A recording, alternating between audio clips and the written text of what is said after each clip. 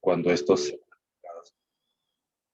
y bueno, en estos 10 años de trabajo con el enfoque restaurativo he tenido muchas experiencias muy profundas de vida, tanto de crecimiento personal, pero también de acompañamiento a comunidades, personas, equipos, grupos en los cuales intervenimos. Trabajo con Human Partner, una organización colombiana que facilita procesos restaurativos, pero sobre todo construye y asesora entornos y procesos de transformación en comunidades y en equipos y en vínculos.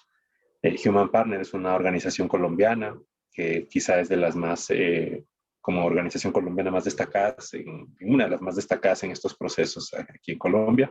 Y también hacemos procesos en otras partes del continente, con México, con Costa Rica, con algunas regiones de Centroamérica, Sudamérica también intervenimos en proyectos tanto de facilitación restaurativa como de asesoría, consultoría y formación y capacitación para agentes de transformadores.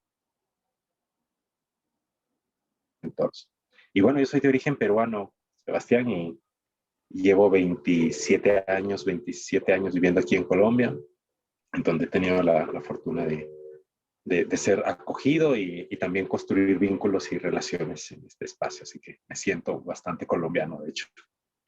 Diría que más de la mitad de mi vida estoy viviendo aquí en Colombia.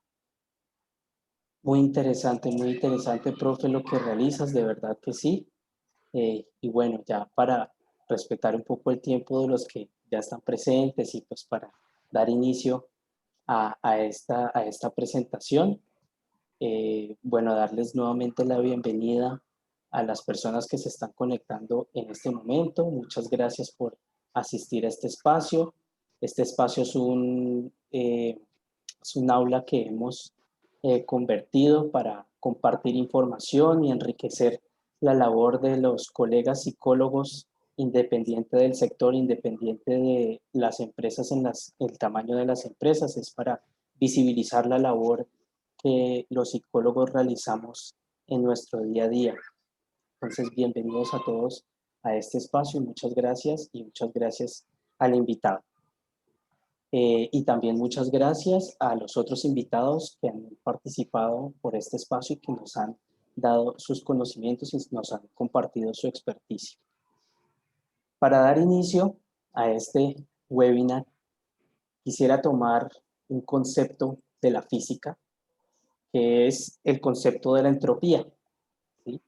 Para no complejizar el tema de la entropía es la segunda ley de la termodinámica y es conocida como la ley del caos. Y es la ley que explica por qué los fenómenos tienden a repelerse y tienden a dispersarse todo por el espacio.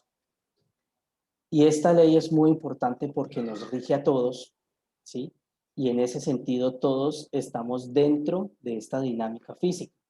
Entonces, dentro de todo lo que converge la ley de la entropía estamos nosotros como seres humanos, el Homo sapiens sapiens, con nuestras habilidades cognitivas, con nuestros rasgos de personalidad, con nuestros intereses y valores producto de nuestra experiencia. Entonces, pareciera que fuéramos como pelotas de billar que vamos así por el universo, interactuando más que chocando, interactuando los unos con otros, y en esa dinámica pues se da este tema que queremos presentar el día de hoy. Ya habíamos hablado antes con el profesor Winner Arbey sobre cómo el contexto de las organizaciones pueden generar y pueden fortalecer ciertas patologías dentro de la empresa. Y lo que hoy vamos a ver es qué pasa cuando ya el conflicto está dado, qué puede hacer el psicólogo cuando ya el problema prácticamente se sale de control y son pues muchas las ocasiones en las que nos encontramos en problemas muy difíciles.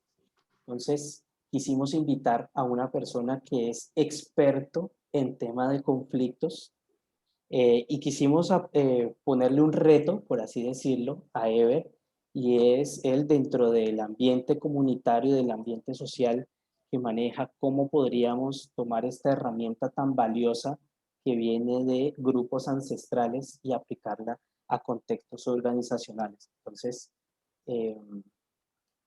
Bueno, profe, muchísimas gracias por la asistencia. Antes de darte la presentación, muchas gracias por participar en este espacio.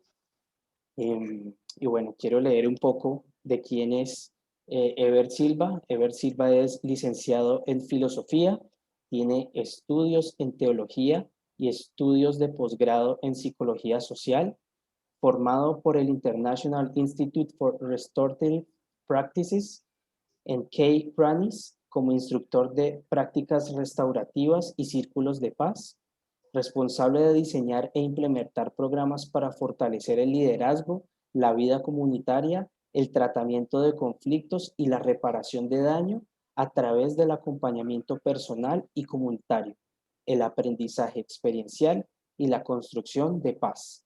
Ha contribuido con procesos de facilitación restaurativa entre víctimas y victimarios del conflicto armado de Colombia, Perú y México. Muchas gracias por la asistencia, de verdad que sí, en este espacio que nosotros promulgamos combinar herramientas cualitativas y cuantitativas desde nuestra labor y los conocimientos cualitativos que nos traes hoy. A ver, muchísimas gracias por estar acá con nosotros. Muchas gracias, Sebastián. Te quería pedir si me regalas, por favor, roles para poder compartir Ah, y mientras tanto, dos aclaraciones primeras. Gracias por la presentación, Sebastián, y sin duda dos realidades de la condición humana necesarias para poder entendernos en la complejidad que somos, tanto en vínculos como en relaciones, ¿cierto? Leernos desde las capacidades cuantitativas que tenemos, como también desde esas capacidades cualitativas que tenemos, y aprender a combinarlas es un gran reto y además es un desafío propio de los antagonismos que los seres humanos estamos viviendo constantemente. Somos seres en donde los antagonismos son posibles en nuestras vidas. Estar esperanzados, pero a la vez estar sufriendo, estar tristes, pero a la vez estar esperando, digamos, o estar pensando en momentos plácidos. Y bueno, y así podemos hablar de muchas situaciones. Y lo segundo, en realidad más que experto en estos temas, yo me considero es un privilegiado de estos procesos, en la medida en que quizá no soy mejor que ustedes, pero sí la vida me ha regalado la oportunidad de estar ocupándome más en estas prácticas, lo que me ha permitido quizá observar y ver más. Y eso es lo que vengo a compartirles, porque como buen privilegio que uno tiene, estos son mucho más enriquecedores para mí, y lo debe ser, creo, para todo humano, que esos privilegios sean para compartirlos y hacer que otros también puedan acceder a ellos y no acumularlos o guardarlos para nosotros. Y bueno, esos dos conceptos quisiera aclararlos de principio particularmente. Entonces, si me permite, para guiarme un poco, porque a veces tiendo a hablar mucho y esperaría no hacerlo aquí, sino más bien tener una práctica que sea más significativa para ustedes. Entonces, voy a presentar estas diapositivas y si les parece bien, pues puedo comenzar a compartirles esto que ya veníamos hablando desde hace bastante rato con Sebastián. Bien, en principio yo quisiera comenzar diciéndoles que los conflictos hacen parte de las relaciones humanas. Es decir, estar en conflicto es parte de la realidad y de la condición humana. Pareciera que es una disposición natural que tenemos para crecer, inclusive sin conflicto. Muchas formas de crecimiento humano no se dan. Pareciera que requerimos de ellos para poder generar algún progreso y algún desarrollo personal, inclusive grupal. Entonces, hay que cambiar un poco la mirada del conflicto, ¿cierto? Y no pensar que trabajamos para evitarlo o que trabajamos para no vivirlo o experimentarlo, porque nos estaríamos prohibiendo de una gran posibilidad de forma de crecimiento que tenemos. Inclusive algunos plantean que el conflicto es una forma de comunicarnos, es una forma de construir los vínculos y las relaciones y establecerlas en un campo de dinamismos que constantemente estamos sujetos como seres humanos.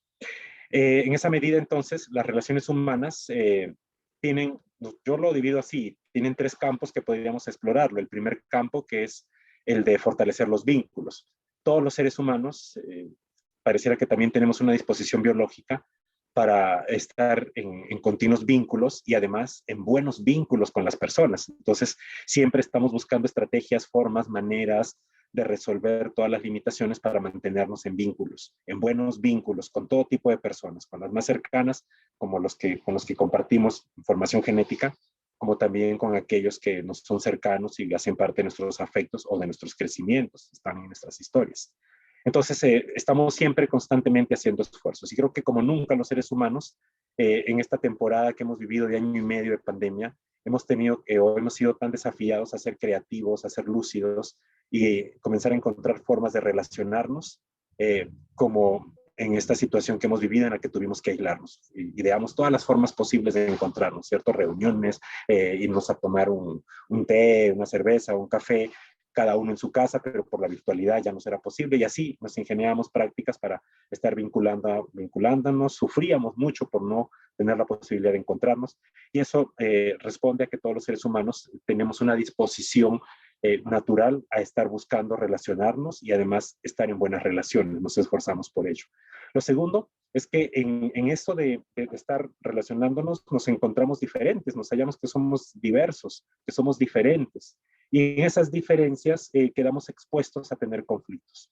Y los conflictos entonces surgen precisamente de esas diferencias, de esas maneras de comprender el mundo, de esas maneras de interpretarlo, de desearlo, de trabajar sobre él inclusive, que nos hace ser muy diferentes desde nuestras historias, inclusive con las personas con las que compartimos parte de la vida como hermanos, por ejemplo, o papás. Al final terminamos siendo diferentes y haciendo muchas cosas diferentes. Pero eso no necesariamente debe implicar o debe correspondernos a nosotros aplicar formas de violencia. Entonces, en medio de las diferencias que tenemos y dependiendo mucho de los contextos, de los entornos, pero también de los patrones culturales que hemos aprendido para relacionarnos, esto quiere decir que si bien tenemos disposición para relacionarnos, tenemos unos patrones aprendidos de cómo relacionarnos. Y esos patrones los heredamos de nuestro entorno cultural, de nuestros entornos relacionales. Aprendemos de los más viejos, aprendemos de los más jóvenes, de los contemporáneos, aprendemos de todos a relacionarnos. Y muchos de los patrones que están insertos en nuestro modelo cultural contienen una carga alta de violencia, una carga alta de exclusión, de marginación, de rechazo, de individualismo, una carga alta de competencia, que además no solamente la heredamos del entorno cultural, sino que es enseñado inclusive. Lo aprendemos en la escuela, tenemos instituciones que promocionan muchos de estos patrones, ¿cierto? Que nos enseñan a ser competitivos y nos meten en unas lógicas que resultan inclusive siendo naturalizadas dentro de nuestro entorno y lo asumimos como que eso es lo correcto y así es como debemos relacionarnos, es decir, compitiendo, esta idea del que es el más fuerte, ¿cierto? Estos liderazgos que son construidos de estas visiones lineales, digo yo, porque pueden ser verticales o pueden ser liderazgos horizontales, pues lo que hacen en últimas es ponernos en un plano de diferenciarnos, es decir, de utilizar esas diferencias que tenemos a las que estamos expuestos por este deseo de relacionarnos y ser únicos, en lugar de que este sea una energía positiva, se nos vuelve una energía que repele, es decir, las diferencias nos distancian cada vez más y nos van poniendo en polos y nos van polarizando, nos van distanciando. Creo que como nunca en la sociedad estamos siendo muy conscientes, como ahora, más que antes, de que cada vez nos polarizamos más y resulta difícil vincularnos, resulta difícil unirnos y encontramos solamente personas o que quisiéramos estar solamente rodeados de personas que piensan como nosotros, hacen las cosas como nosotros, le dicen sí a todo lo que nosotros creemos, pensamos, deseamos, pero no siempre es así. Nos encontramos con frecuencia con personas que piensan diferente, hacen las cosas diferente. Entonces, esas diferencias nos exponen a que activemos maneras de resolver las diferencias. Y gran parte de esas maneras de resolver las diferencias son heredadas, como les digo, de un mundo que lo ha utilizado en el pasado y ha sido supremamente funcional. De hecho, estamos gracias a ello aquí también.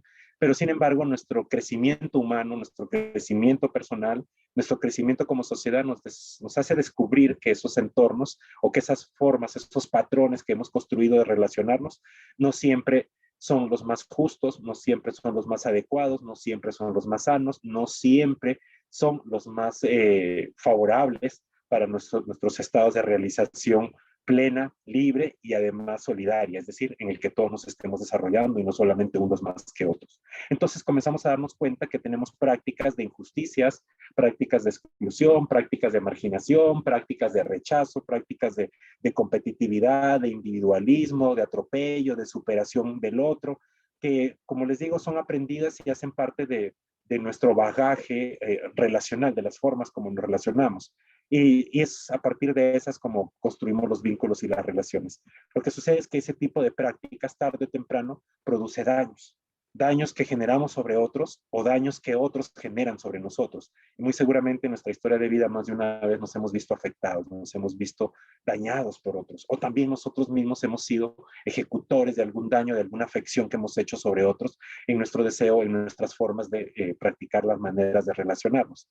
Pues el proceso restaurativo surge como una alternativa precisamente para entender esta complejidad de las relaciones humanas que, como se los divido y se los sintetizo ahora, las organizamos en relaciones, en esfuerzos por construir vínculos, por estar en buenas relaciones, en diferencias que nos exponen a estar en conflictos, divergencias, que no siempre tenemos que estar de acuerdo, pero que también la ausencia de habilidades, la ausencia de recursos, la ausencia de estrategias, de valores, de actitudes suficientemente eficientes para transitar por esos conflictos, nos expone a que apliquemos una serie de patrones culturales y de patrones aprendidos que nos hacen herir a otros o nos hacen estar expuestos a que nos hieran, nos afecten, nos lastimen, vivamos injusticias, vivamos exclusiones, marginaciones y otro tipo más del listado de situaciones difíciles que a las cuales muy seguramente ustedes que trabajan con la condición humana lo ven continuamente, ¿cierto?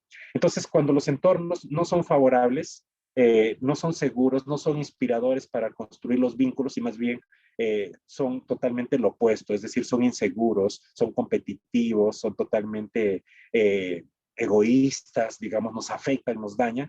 Las personas no solamente bloqueamos el desarrollo de nuestras capacidades, es decir, una buena parte de nuestras capacidades humanas se desarrollan de manera individual y la otra parte de nuestras capacidades humanas están sujetamente dependiendo de las relaciones y los vínculos. Entonces, una buena parte de nuestras capacidades humanas dejan de relacionarse, es decir, dejan de ejecutarse o de aparecer, de emerger. Y en esa medida también los seres humanos paralizamos cuando el entorno no es seguro y la relación no es segura, paralizamos nuestras capacidades.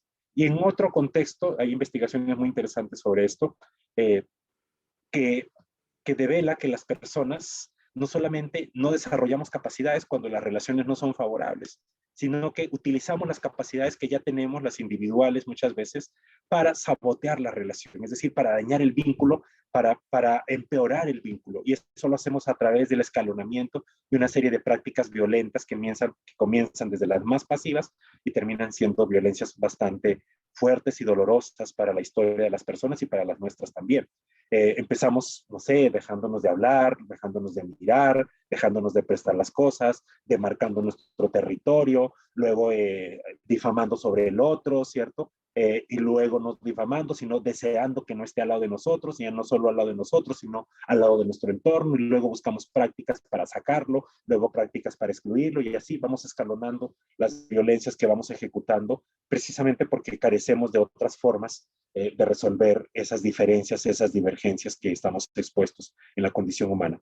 Cuando sabemos valorar, cuando sabemos interpretar, cuando sabemos reconocer esos conflictos como una oportunidad para la transformación, entonces ahí hacemos una diferencia en la manera de resolverlo. Y las prácticas restaurativas, la justicia restaurativa, llega precisamente para darnos esos aportes, para que eso que hoy en día se reflexiona muchísimo desde la teoría, y podemos hacer un citado larguísimo de enfoques y reflexiones y escuelas que están trabajando fuertemente en cómo pensar una mejor manera de relacionarse, una mejor manera de construir los vínculos. Lo triste es que todavía esto quede en el plano de la reflexión y en el plano de las ideas, pero ¿cómo lo volvemos realidad, cierto? ¿Cómo hacemos que esto sea operativo en la cotidianidad? ¿Cómo hacemos que esto funcione en las relaciones y en los vínculos? Y no solo se nos vuelva una idea muy linda, muy bonita, muy preciosa y admirable y deseable, pero que pues en la práctica nos resulta difícil. Pues la justicia restaurativa y las prácticas restaurativas han sido un esfuerzo grande de muchas personas e instituciones que vienen trabajando para que estos enfoques, estas teorías que hablamos hoy en día de la inteligencia emocional y de tantas otras más, las podamos llevar a la práctica y a la ejecución. Y desde ahí entonces quisiera yo hablarles así brevemente, porque esto puede ser un tema, de hecho es un tema de maestrías, de doctorados hoy en día en muchas universidades de Estados Unidos y de Europa. Pero aquí pues me voy a atrever a hacerlo en estos 20 minutos o 30 que me queda de darles algunas pinceladas de lo que es el enfoque restaurativo y cómo lo pueden utilizar como un enfoque práctico en su entorno. Y en este caso, pues trataré de acercarme al entorno organizacional, al entorno laboral particularmente, en donde es inevitable que ahí se fortalecen vínculos, pero también estamos expuestos a los conflictos, ¿cierto? Y además esos conflictos siempre nos tienen metidos en daños que se ejecutan contra otros, contra nosotros, o nosotros mismos a veces, por nuestras limitaciones humanas, generamos daños sobre los demás. Entonces, la justicia restaurativa fue primero que las prácticas restaurativas.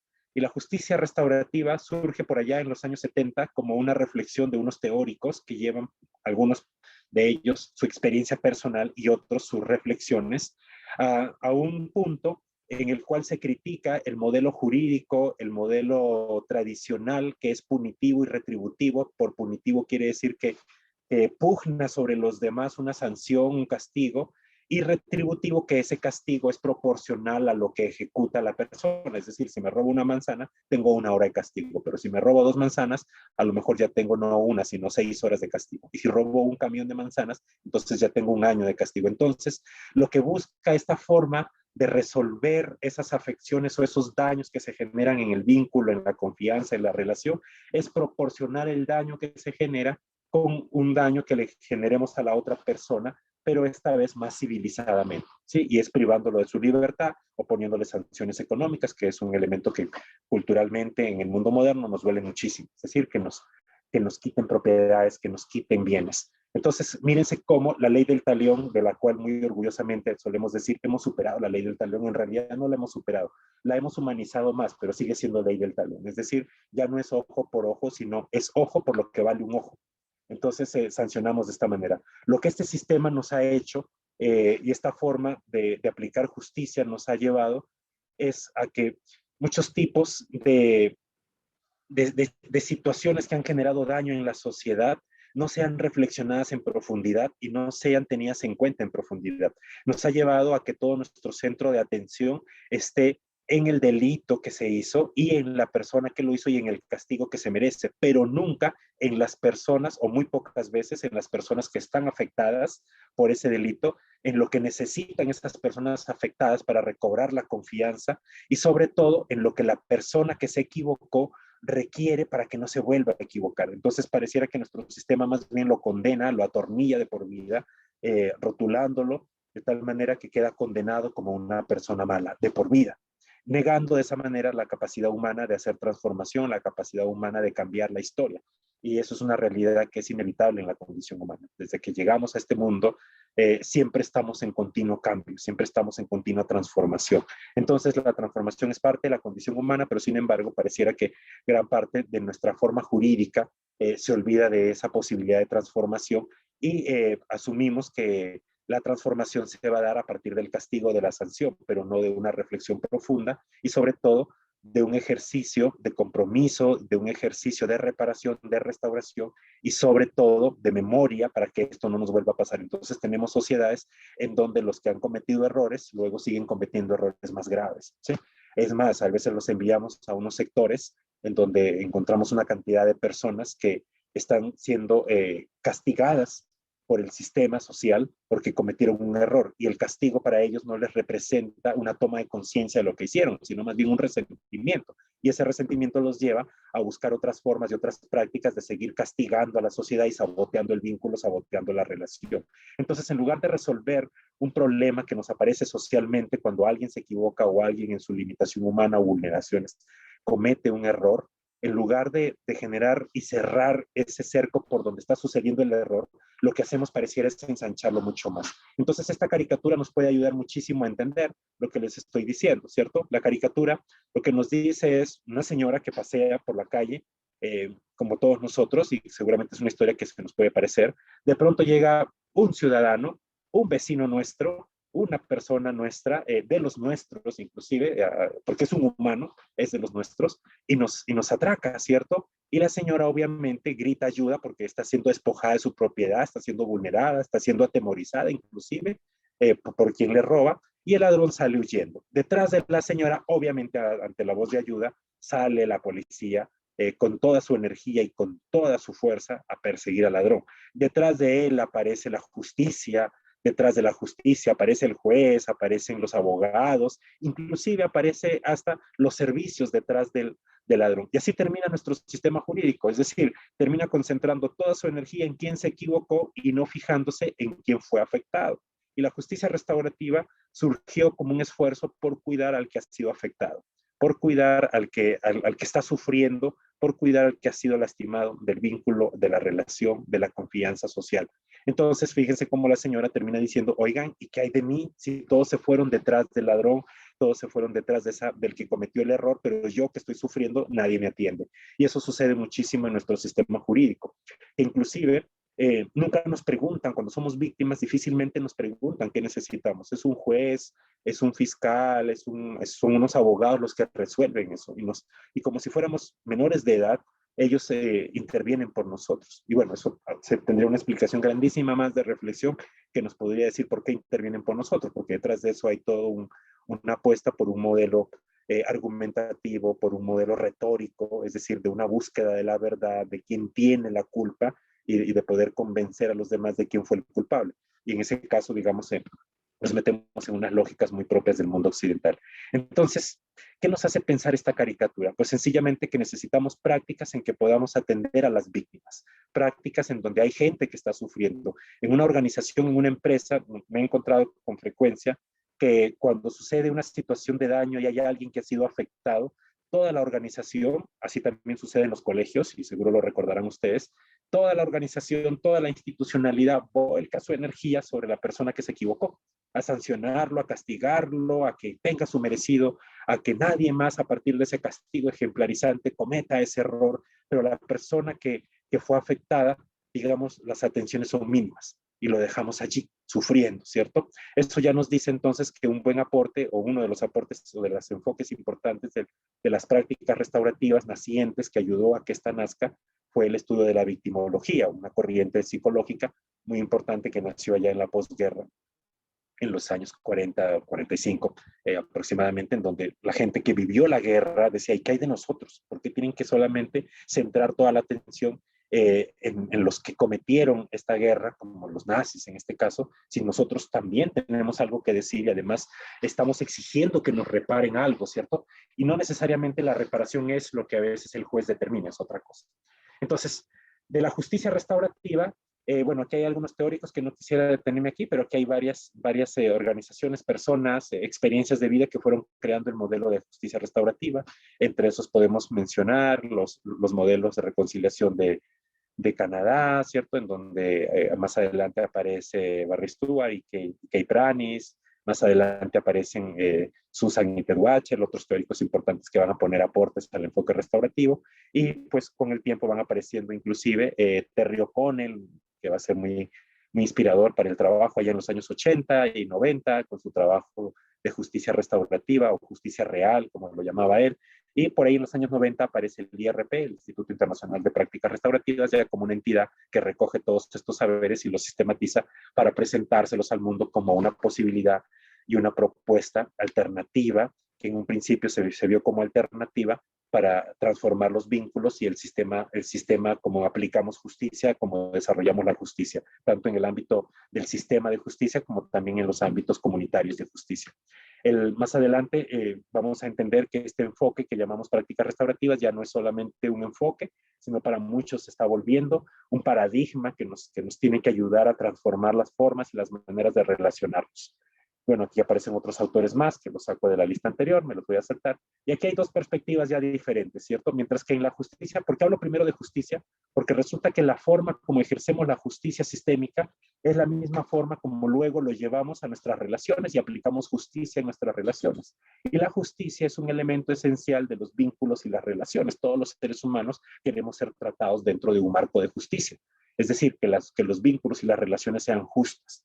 Y bueno, eso tendría otro componente, pero ahorita no quisiera quedarme ahí. Más bien quisiera mostrarles esta perspectiva de cómo la justicia restaurativa va generando este marco de comparación entre lo que vamos a llamar penal punitivo, retributivo y justicia restaurativa. ¿Sí? En un principio a la justicia punitiva, retributiva o penal le interesa el crimen como una ofensa contra la ley, la norma y el Estado. Aquí el afectado es la ley. no es una persona, no son las personas, es la ley, son los principios, son las normas. Acuérdense de nuestros papás o de nuestros profesores, ¿cierto? Que nos decían, es que estás violando la norma. Pues no es que estamos violando la norma, estamos violando es el principio de confianza, de seguridad de una comunidad, los valores, los acuerdos de relación de una comunidad, los mínimos de relación de un vínculo, de un entorno. Entonces, eso es lo que se está afectando, no la ley y la norma. La ley y la norma representan estos valores, representan esos deseos, esos anhelos comunitarios. En la justicia restaurativa lo que importa es que el crimen o la sanción o el error es una ofensa contra las personas y las relaciones interpersonales, es decir, afecta a las personas y afecta a la relación de la comunidad. Si en una comunidad laboral, por ejemplo, hay alguien que roba, nos está afectando, ¿cierto? Esa persona no solamente le está afectando al que robó, sea el dueño de la empresa o sea un compañero de trabajo, sino que nos afecta a todos porque nos genera desconfianza. ¿Cómo así que están robando en mi entorno? ¿Cómo así que están afectando mi vínculo? ¿Cómo así que están afectando el entorno de relación? Entonces, aquí lo que importa son las personas y las relaciones y no la ley y la norma, ¿sí? Eso le debe interesar a los jueces, no a nosotros, digamos. Las ofensas generan culpabilidad, buscan culpables. La culpa es un concepto altamente extraído del mundo religioso que tiene un componente de minimizar la condición humana, es decir, de denigrar de las capacidades humanas, es decir, de culpabilizarnos, de perpetuarnos en una condición. Entonces la culpa es algo que yo cargo toda la vida y no puedo desquitarme de ella. Entonces traemos ese concepto tan religioso a la vida civil y desde ahí generamos que cada error, cada equivocación, cada ofensa genera culpas en las personas, es decir, errores que les pesa de por vida. Puede ser una persona que todo el tiempo hizo las cosas bien, pero se equivocó una vez y esa vez le valió para que toda su vida sea etiquetado como alguien culpable. En la justicia restaurativa lo que importa son las ofensas y estas generan obligaciones, no culpas. Es muy diferente. Las obligaciones nos generan responsabilidades, es decir, posibilidades de transformación, nos generan compromisos de transformación, compromisos de no repetición, compromisos de generar un aprendizaje para que esto no vuelva a pasar. Y con eso cerramos esa brecha por donde el error estaba ocurriendo. En la culpa no cerramos brechas, en la culpa ampliamos cada vez más esa brecha para que el error siga sucediendo. Quizás no sigue sucediendo en nuestro entorno, pero se lo enviamos a otro. Y entonces esta persona va a llegar a otro entorno a seguir ejecutando el mismo error. Mientras que el enfoque restaurativo lo que busca es generar obligaciones, responsabilidades, porque cree en las personas y porque además hace un acompañamiento suficientemente genuino y profundo para que se hagan las transformaciones necesarias. La justicia requiere que el Estado determine la culpabilidad o imponga castigos. Siempre se busca que la autoridad, el superior, ponga un castigo y que este castigo sea ejemplarizante, ojalá humillante, ¿cierto? Que la persona se sienta humillada y eso no sucede inclusive a los que andamos en esta tarea. Cuando nos pasa algo, a veces queremos que la persona sea humillada porque nos hizo algo.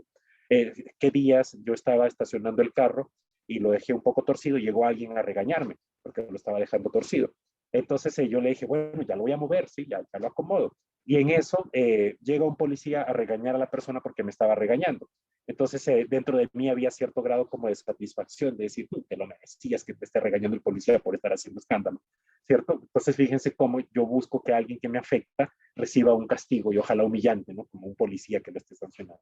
La justicia restaurativa es una invitación, es un esfuerzo grande de prácticas que nos invita a que involucremos a la víctima en el proceso, no necesariamente nos centremos en castigar al culpable, sino que la víctima haga parte del proceso, que los ofensores, las personas que se equivocaron, generen una práctica comunitaria y un esfuerzo para poder enmendar el daño, es decir, que podamos hacer que el daño que se causó, la desconfianza que se rompió, sea restaurada, sea reparada. Y para eso existen prácticas eficientes que llevan, como les digo, ya 50 años siendo validadas y muy efectivas además, que sí requieren de un esfuerzo grande de aprendizaje, de transformación, de entrenamiento, pero no se imaginan lo que es capaz de hacer una comunidad, un entorno que empieza a funcionar desde lo restaurativo, porque entonces cualquier dificultad, cualquier problema, cualquier diferencia, divergencia va a ser una oportunidad para comprometernos y fortalecernos más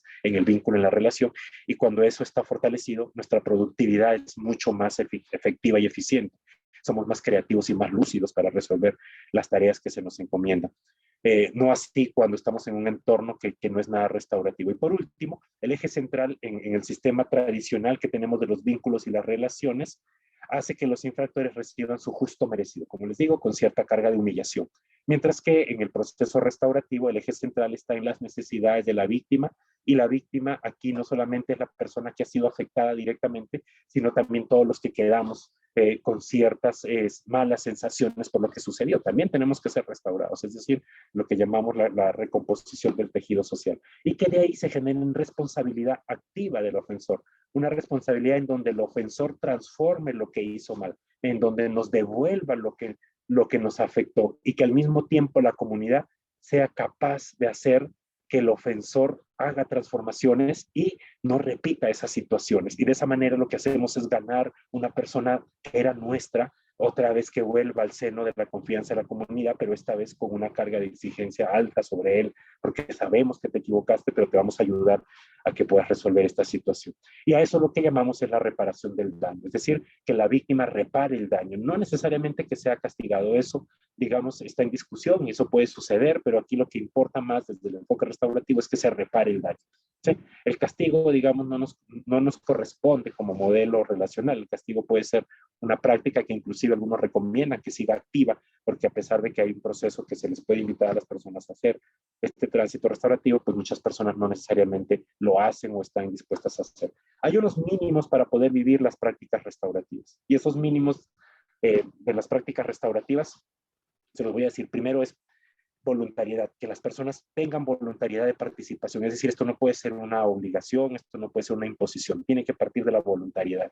Segundo, tiene que haber un principio de reconocimiento, reconocerse víctima, reconocerse ofensor, es muy importante. Tercero, responsabilizarse, ya no solamente reconocerse o reconocer, sino también responsabilizarse, es decir, saber qué fue lo que hice, tomar conciencia profunda de en qué me equivoqué. Y tercero, transformar, es decir, generar una transformación de lo que hice mal para poder reparar, restaurar y al mismo tiempo cerrar ese canal por donde se comete o se cometió el error y no vuelva a suceder. Eso lo que en últimas hace es generar un capital social para las organizaciones, para los sistemas. Una experiencia muy interesante que hemos estado, de hecho hoy estaba trabajando en esa experiencia. Fíjense que las grandes corporaciones de mercado, las grandes superficies de mercado, tienen un pool de abogados muy eficientes para caerles durísimo a las personas que roban dentro del mercado. Cuando encuentran a alguien robando, ellos tienen un sistema bastante eficiente de caerles con toda la ley al que se está robando, así sea una cosa chiquita del supermercado.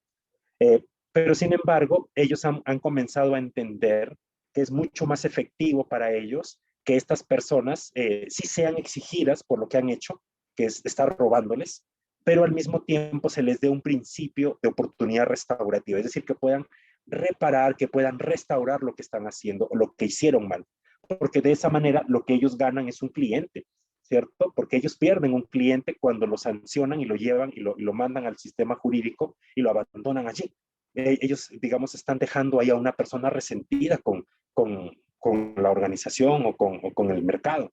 Y esa persona muy seguramente, si en algún momento sale del sistema de responsabilidad o del sistema de justicia, pues esa persona va a volver al lugar muy seguramente con mucha ira a hacer algo más grave. Entonces, miren cómo ser punitivos, ser retributivos nos expone a estar cada vez creando sistemas de seguridades en lugar de generar un sistema de cuidado. El sistema de justicia restaurativa es una experiencia que nos invita a tener más práctica de cuidado que una práctica de venganza, digamos, ¿cierto? Y tres preguntas, bueno, no quisiera detenerme aquí porque es lo mismo que hemos tenido. En últimas tenemos esta posibilidad, ¿cierto?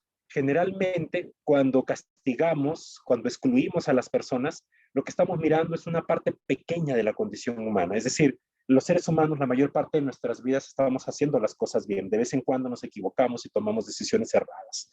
Y muchas de esas decisiones erradas no siempre son conscientes, ¿sí? Son simplemente el replicar de patrones que tenemos y los ejecutamos y a veces no pensamos que con esto estamos haciendo daño a mucha gente.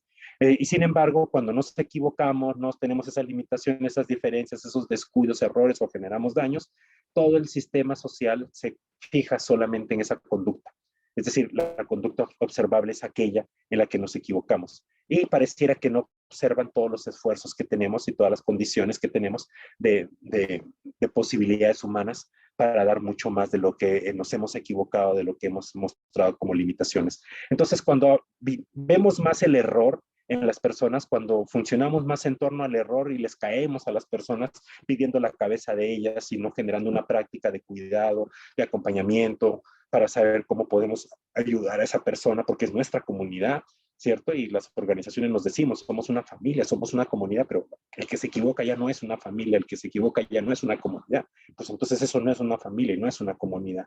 Para ser una familia, una comunidad, tenemos que tener prácticas de cuidado y no esas prácticas que se fijan solo en el error y desde ahí aplicamos unos sistemas relacionales que son más de defensa y de seguridad. Defendernos del que nos hizo daño y sacarlo pronto de nuestras vidas, o tener un sistema de seguridad y cada vez más de más seguridad, cámaras por todos lados, ¿cierto? Vigilantes por todos lados, supervisores por todos lados, cuando podemos tener una práctica que podemos potenciar profundamente en la condición humana, y es ese deseo profundo de los seres humanos de estar en buena relación y además de dar lo mejor de nuestras capacidades en funcionamiento del bien de todos. Entonces, cuando nos fijamos en eso, en la bondad y en las capacidades humanas que tenemos, inclusive en medio del error que podemos transformarlo, entonces nuestros sistemas se van transformando y se vuelven sistemas relacionales más colaborativos y sistemas que están más vinculados al cuidado que a la seguridad y a la defensa.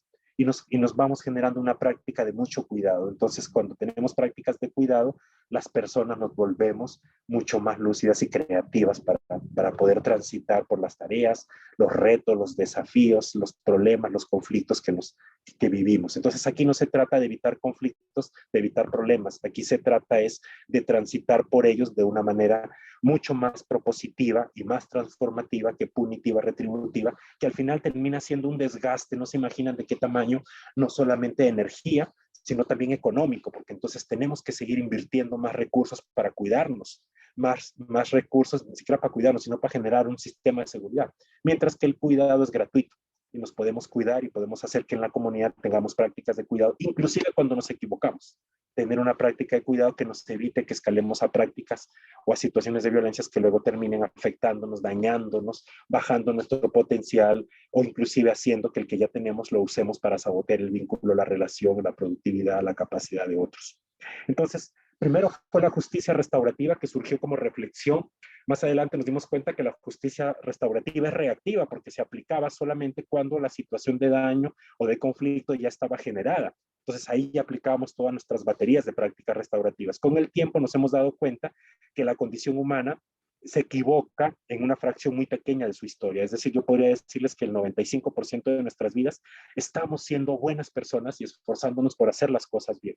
El 5% en la mayor parte de personas, no en todas, son equivocaciones, errores que cometemos. Y muchas veces esas equivocaciones y esos errores, como les digo, nos pesan toda la vida. Entonces, nos damos cuenta que si la mayor parte de nuestras vidas estamos haciendo esfuerzos por estar en buenas relaciones y en buenos vínculos con los demás, entonces podemos ser restaurativos de manera preventiva y de manera proactiva.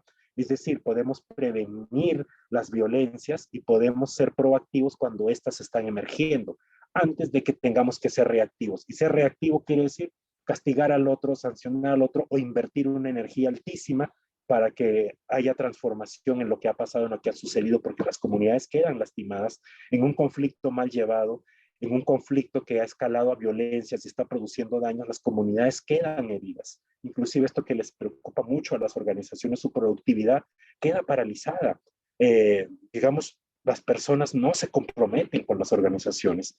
Y hay una premisa muy importante en uno de los elementos de la justicia restaurativa que se llama el proceso justo, es decir, construir relaciones justas. ¿Y qué significa construir relaciones justas? Tener prácticas de consulta, prácticas de explicación y prácticas de declaraciones. Eso es muy importante, poder declarar a las personas en qué están mal, en qué se están equivocando y saber cómo hacerlo desde una práctica que sea más preventiva y proactiva que reactiva, hace la diferencia en una situación de entorno laboral, de entorno productivo, digamos, a las personas mucho más comprometidas.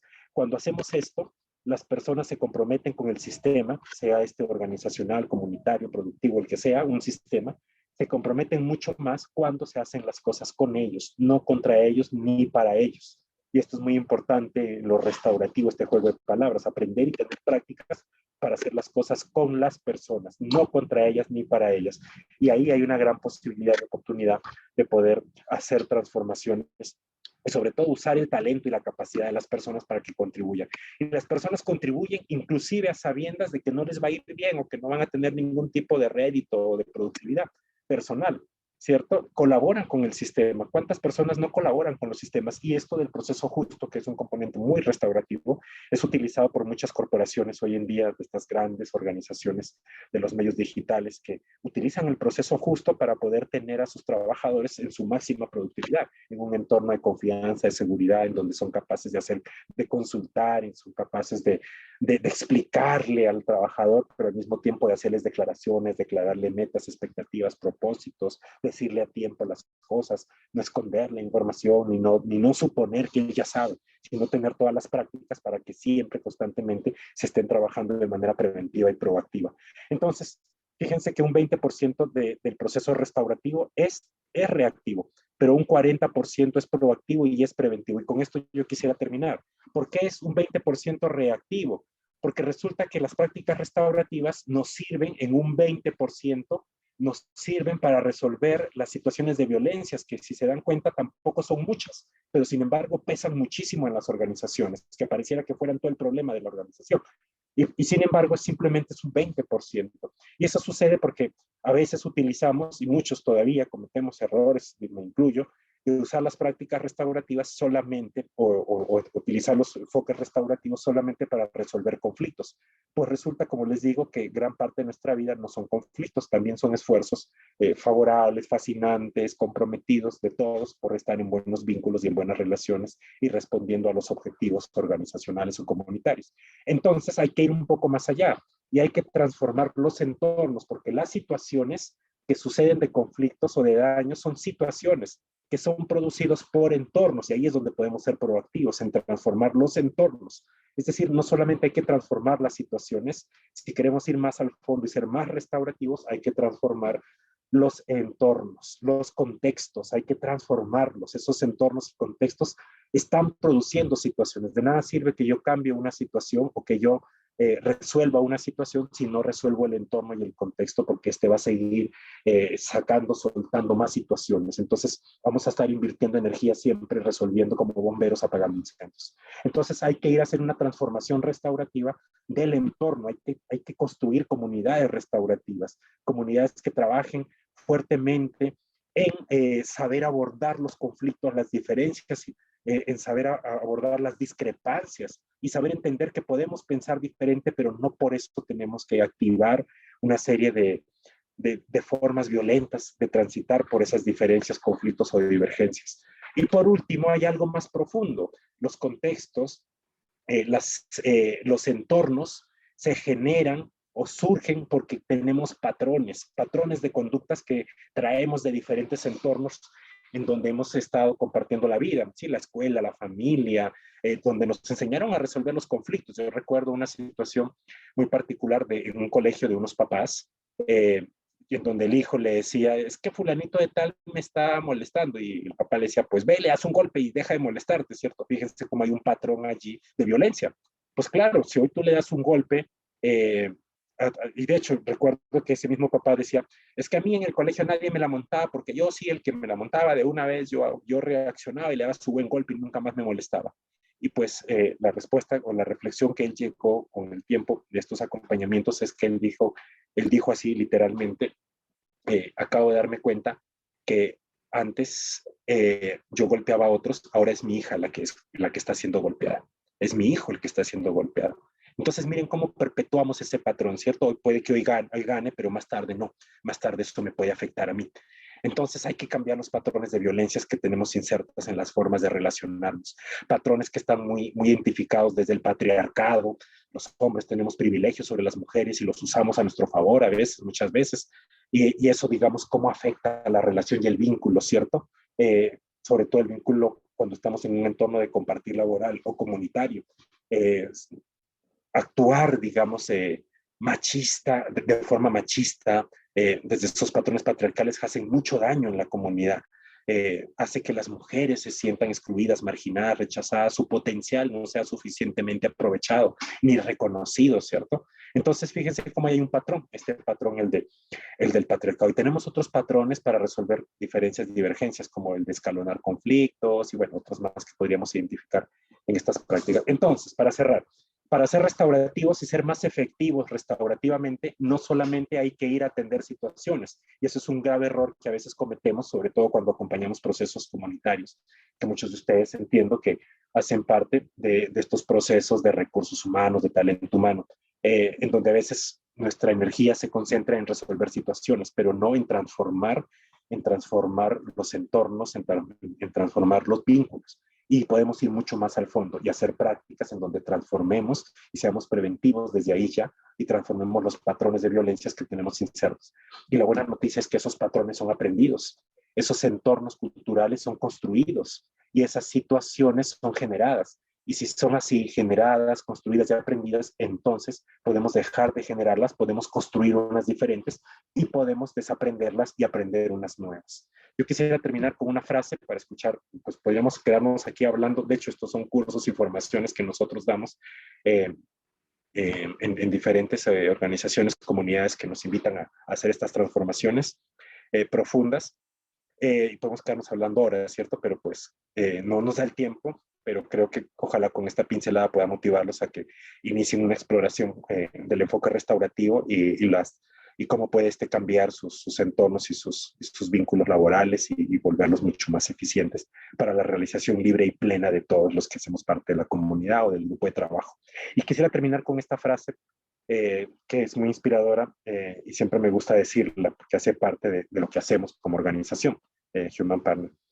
Que nuestras diferencias no sean un pretexto para estar juntos y que nuestro deseo de estar juntos no inhiba ni bloquee nuestras diferencias. Es decir, que aprendamos a estar juntos en medio de nuestras diferencias, que aprendamos a contribuirnos y a colaborarnos en medio de nuestras diversidades. Y me voy a saltar todo esto, perdona, ahí para que vean que sí teníamos contenidos preparados. Y quisiera invitarles, con el permiso que me da Sebastián, estamos precisamente ahorita preparando un curso de prácticas restaurativas, este es latinoamericano. Vamos a estar 3 personas instructoras reconocidas en Latinoamérica, formadoras de estos procesos. Vamos a estar dando esta formación que es prácticas restaurativas con 4 módulos, introducción a las prácticas restaurativas usando círculos, efectivamente los círculos o utilizar círculos de construcción comunitaria y de transformación de relaciones. Es una de las herramientas poderosas que tienen las prácticas restaurativas, facilitando reuniones restaurativas para situaciones ya donde hay daños y el empoderamiento familiar, cómo hacer que esto trascienda también a la vida familiar y trascienda más allá de la organización, digamos, ¿cierto?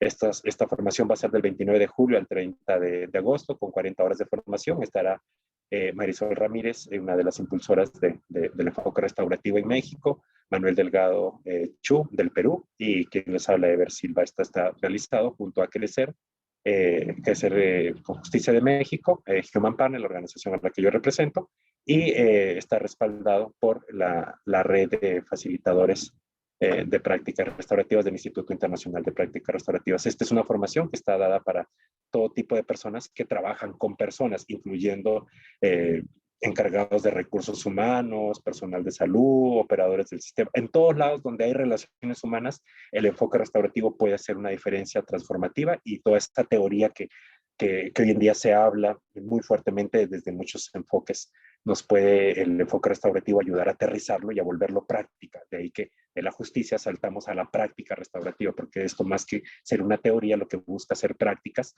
que hagan las transformaciones genuinas y profundas que requieren las comunidades para que sean entornos de crecimiento libre y pleno de todas las capacidades que los seres humanos tenemos.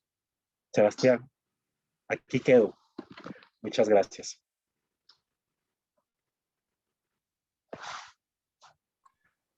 Muy interesante, Ever, de verdad, muchísimas gracias por habernos compartido todos estos experiencias y conocimientos de este enfoque que no es nuevo, que ya lleva muchísimos años y creo que en las experiencias que ha vivido en las guerras y en los conflictos alrededor del mundo se ha fortalecido y se ha vuelto un poco más metódico, más estandarizado, por así decirlo. Entonces, muchísimas gracias por este aporte de verdad que nos estás dando en esta tarde.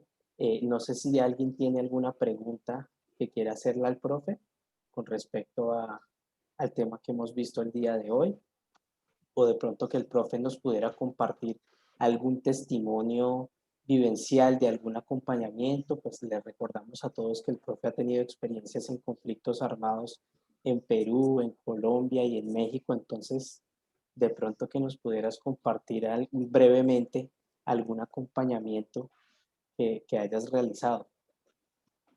Sí, mira, voy a compartirles dos. Uno del entorno organizacional. Hace 3 años aproximadamente llegó a nosotros una persona muy afectada por una situación relacional que fue empeorando con el tiempo con un socio muy amigo, profundamente, entrañablemente amigo desde la universidad, con quien construyeron una empresa que se fue volviendo exitosa en temas de publicidad y paulatinamente fueron creciendo ellos. También sus intereses como personas también fueron, digamos, distanciándose, precisamente por carecer de prácticas de fortalecer los vínculos, ¿cierto? Cada uno fue inquietándose por un elemento, digamos, de lo que la organización les demandaba. Uno de ellos se iba interesando más por los temas económicos, de expansión, de consolidar la organización, y la otra persona se estaba preocupando más por la satisfacción, el bienestar de los trabajadores, por el clima organizacional, digamos, y eso lo que hizo en ellos fue tener discusiones muy profundas, siendo amigos entrañables y habiendo construido el proyecto juntos, ¿cierto? Llegaron a un punto en que tuvieron una discusión en donde explotaron todo lo que nunca se habían podido decir, es decir, la ausencia de prácticas y de habilidades relacionales. Si hubieran tenido prácticas mínimas relacionales, lo más seguro es que no tendrían que haber llegado a ese momento, se lo podrían haber dicho desde antes, ¿cierto? Y además haberlo dicho de tal manera que sea más compasiva y solidaria en ese vínculo. Pero ya sucede en un momento tensionante, además frente a un proyecto grande, con una corporación multinacional grande, en donde, digamos, los intereses estaban ahí divididos, no llegan a conciliar, el proyecto se les cae, le quedan mal a la organización, pierden un cliente importantísimo a nivel global, pero sobre todo quedan con un dolor profundo, porque sienten que el vínculo de amistad que tejieron desde la universidad y después de 20 años ya no puede dar más, mucho más cuando saben que sus familias son unidas, sus familias han crecido juntas, se han beneficiado juntas, y no se imaginan que ya lo que importa aquí no es haber perdido al cliente, aquí lo que importa es el vínculo, la historia personal, ¿cierto? Y cómo esto ya los tenía paralizados a ellos dos, porque ya ninguno de ellos quería encontrarse en la organización, es decir, buscaban horarios para no encontrarse. Y fíjense que eso son prácticas de violencias. Entonces, cuando una de ellas acude donde nosotros, pues ya nos había escuchado, digamos, en algún momento y había sido testigo de algún proceso que habíamos acompañado, y nos dice si hay alguna posibilidad de intervenir. Nosotros miramos el caso y le decimos, pues eso no depende de nosotros, eso depende de ustedes, así que hay que hacer abordajes desde todos los procesos, como tú dices, metódicos que ya existen y de los planteamientos que están sistémicos ya para poder saber cómo actuar frente a estas situaciones, que muchas de ellas están tomadas de todo tipo de conflictos, no crean que solamente ha sido de conflictos armados, de violencias altamente encrudecidas, sino también han sido de otros tipos de contextos y situaciones relacionales muy básicas, a veces de relaciones papá-hija, papá-hijo, relaciones hermanos, relaciones compañeros de trabajo. Digamos, de todo eso se ha recogido la experiencia de cómo ayudar a las personas a transitar por ellas y hacer los procesos de restauración, que no siempre necesariamente tiene que terminar juntando a las personas. Eso que les quede claro, un proceso restaurativo, su propósito no es juntar a las personas y mucho menos llegar al perdón. Eso no es el propósito restaurativo. El propósito restaurativo es atender la necesidad de las personas.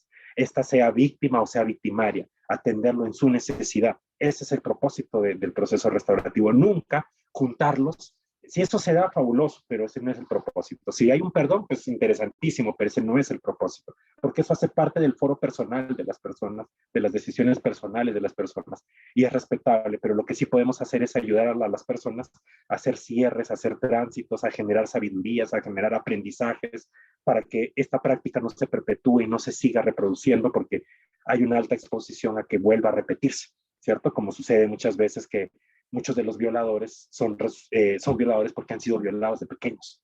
Entonces, mírense cómo allí hay una práctica que se repite. Entonces, ¿cómo podemos cerrar eso? Como les decía. Entonces, cuando llegamos a esta organización, la persona que nos buscó sí creía que podíamos hacer algo. A quien buscamos creía que no podíamos hacer algo.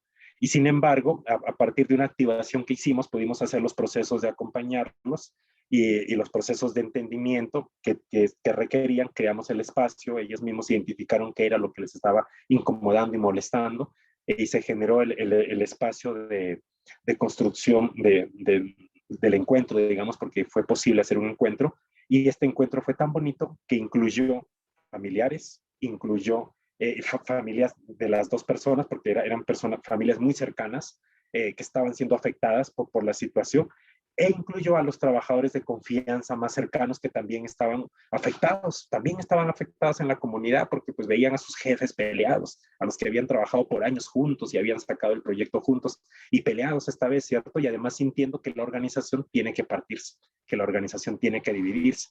Y muchos de ellos han crecido con la organización y pues les duele que algo de ellos, que a pesar que no tienen la propiedad, sin embargo lo sienten de ellos, se les esté desmoronando, ¿cierto? Porque es su proyecto de vida. Entonces, pudimos hacer ese proceso y fue un proceso preciosísimo, preciosísimo, porque el vínculo se pudo fortalecer. Fíjense como una situación que ya estaba distanciándose, polarizándose, fue una oportunidad para encontrar los puntos de cohesión otra vez.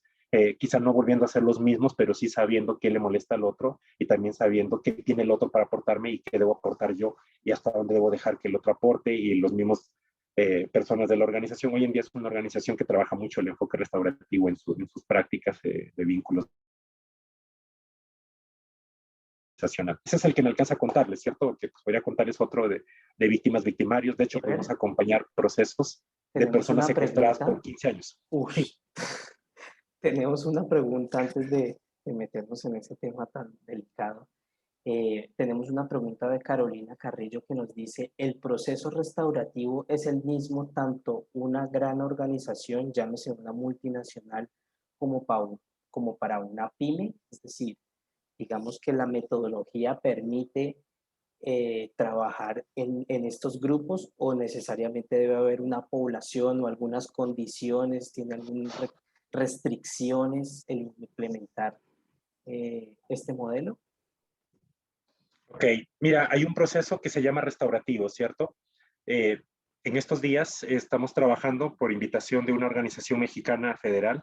Eh, digamos, en muchas partes, en todo el mundo, en realidad, creería yo, casi todas las legislaciones del mundo están comenzando a implementar el enfoque restaurativo como una alternativa para resolver y atender los vínculos, las relaciones y los conflictos. Ya aquí en Colombia, de hecho, hay un marco legal que ya está insinuando el uso como alternativo todavía, pero se está trabajando en uno que ya no va a ser alternativo, sino va a ser exigido. Es decir, todas las organizaciones tienen que trabajar el enfoque restaurativo para poder fortalecer los vínculos y desde ahí hacer los abordajes de los conflictos y de los daños. Y pues ya hay marcos legales, digamos, ¿sí? Y en ese aras de los marcos legales hay muchos países que cada vez lo están reglamentando más. En México, como en otros países del mundo, se está volviendo una carrera profesional. Es decir, ser facilitador restaurativo se está volviendo un oficio, porque tiene una serie de componentes que lo hacen particular y no necesariamente ser asimilado desde cualquier práctica o persona que lea un libro o diga yo ya puedo. Sí, hay que tener, digamos, muchos elementos.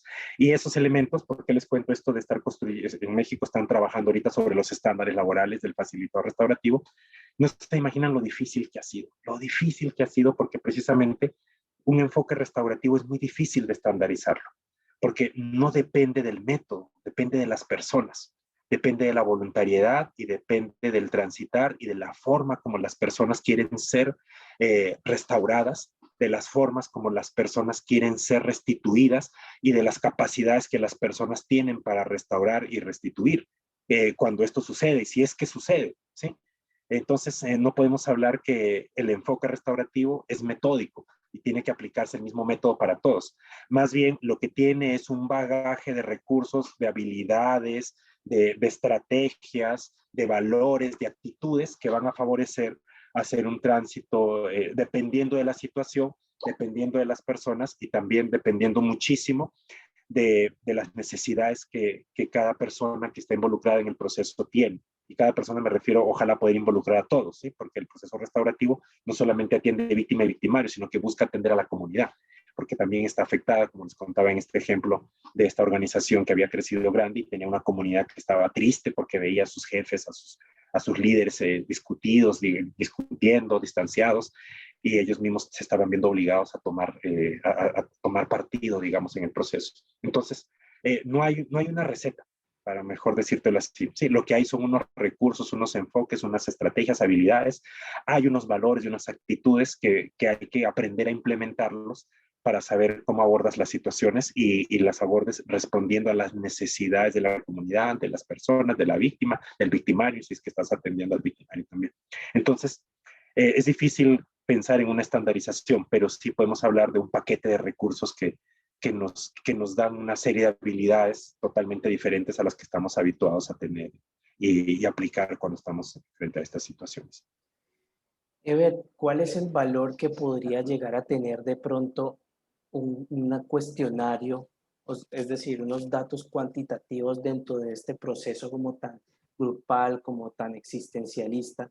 ¿Cuál es el valor que podría llegar a tener, por ejemplo, una aplicación de un cuestionario de satisfacción laboral o un cuestionario de clima organizacional? ¿Sí? ¿Cómo puede aportar estos datos para la generación de esos grupos que queremos tener? Mira, ese es un elemento muy importante y muy valioso, y es una pregunta bastante valiosa, de hecho, ¿cierto? Porque es un proceso que se está trabajando fuertemente en cómo cuantificar eh, los procesos restaurativos, ¿sí? En medio de esto que les digo que no resulta fácil estandarizarlo, pero sí hay unos mínimos, digamos, que se pueden considerar.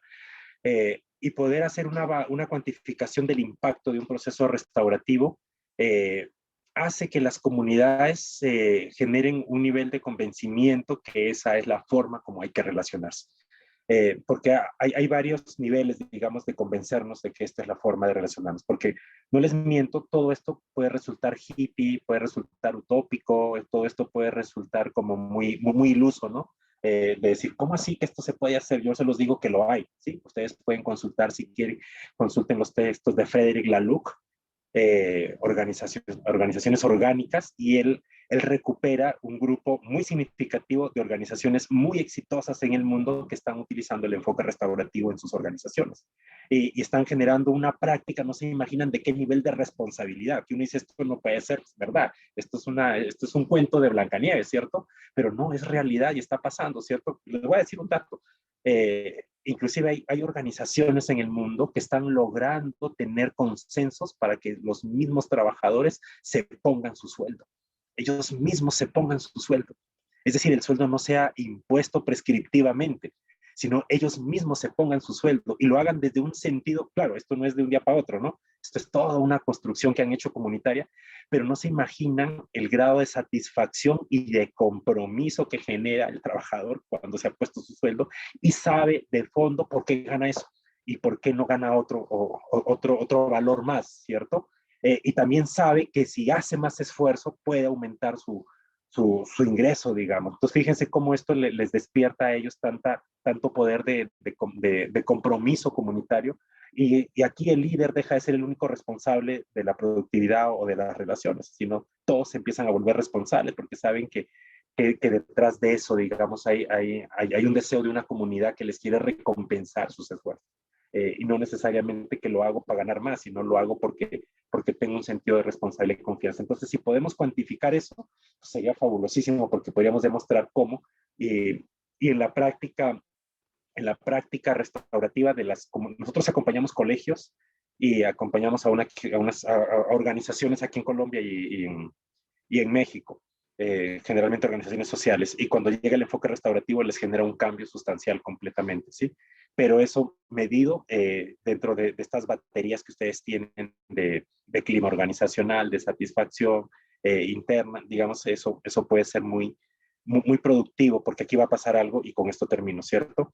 Generalmente, gran parte de las encuestas o de los procesos de levantar datos simplemente hacen eso, levantan datos nada más, pero no dan estrategias ni dan habilidades para poder hacer transformaciones más profundas de esos datos. Combinar estas dos, la práctica restaurativa con los datos, ustedes no se imaginan lo altamente eficiente que puede ser, porque usted no llega solamente con un resultado y dice, es que aquí hay insatisfacción, sino también puede saber desde estos recursos que el enfoque restaurativo le da, cómo puede hacer usted para que haya más satisfacción cuando aplica el proceso justo, cuando sabe cómo hacer tránsitos emocionales, cuando genera, entonces no limita a las prácticas que ya sabemos, ¿cierto? Como pagarles más al trabajador, recompensas, no, hay otras cosas que al ser humano le satisfacen también, ¿cierto? Que no tienen que ver solamente con más vacaciones, no tienen que ver solo con premios, porque fíjense que ahí estamos reproduciendo una práctica de competitividad, entonces el que no se gana el premio sabotea, o sea, usted solamente tiene a un trabajador eficiente respondiéndole y dándole toda su energía a la comunidad porque se ganó el premio, pero los que no se lo ganaron están resentidos porque no se lo dieron a él. Entonces bajan y disminuyen su capacidad, incluso usan su capacidad para sabotear a la comunidad. Entonces fíjense cómo haciendo una práctica de tipo restaurativa y de construir los vínculos y de construir los propósitos juntos puede hacer una diferencia sustancial. Y se puede, lean o revisen los textos de Frederick Laloux, organizaciones organizacionales, y él les va a recitar un resto de organizaciones y además que los estudie minuciosamente qué están haciendo para que eso les esté funcionando. No, Ever, muy interesante. Sin duda este webinar da para un volumen 2, porque eso último que nos dijiste, me imagino que a más de uno también nos pareció súper interesante, esas metodologías y esos procesos para lograr que los equipos se reactiven, para lograr precisamente eso que queremos en los grupos de trabajo. Si nadie más tiene una pregunta, Ever, muchísimas gracias por este espacio, de verdad que sí.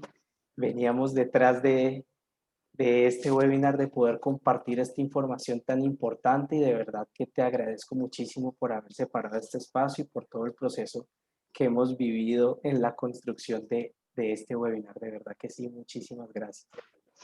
No, un abrazo a todos, estoy muy pendiente. Cualquier información que quieran de los cursos o de las facilitaciones que procuramos hacer y sobre todo de los entrenamientos, con todo gusto los podemos recibir y créanme que son entrenamientos muy transformadores, nos cambian muchísimo la posibilidad de construir relaciones, no solo en la organización, sino en la familia, con los seres que queremos, los más cercanos también nos transforma todo.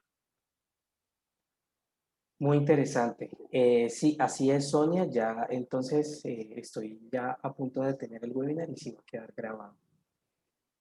Muchísimas gracias, Sever, nuevamente. Muchas gracias a todos por este espacio, por haber asistido. En la mayoría nos mantuvimos en los participantes iniciales y de verdad muchas gracias por haber separado el espacio. Esperamos en el próximo webinar abordar otra temática interesante, algo de inteligencia emocional tal vez dentro de las compañías para seguir el tema de las interacciones humanas. Muchísimas gracias y buenas noches a todos. Todos, muy buena noche.